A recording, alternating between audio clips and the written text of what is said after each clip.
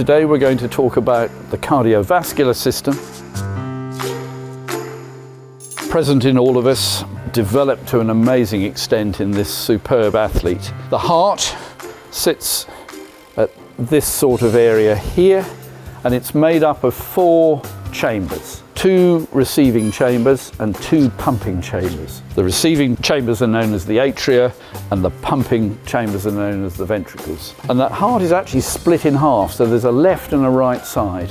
The right side is involved in receiving all the blood from all over the tissues back into it, and then the first beat is when the top half of the heart, the atria, contract, and the second half of the beat is when the 2 ventricles contract. So all the spent blood will come back. A lot of the oxygen will have gone from it, but it'll have lots of carbon dioxide in. And that blood gets squirted from the atria into the ventricle, and then when the bottom half of the heart contracts, it goes straight to the lungs.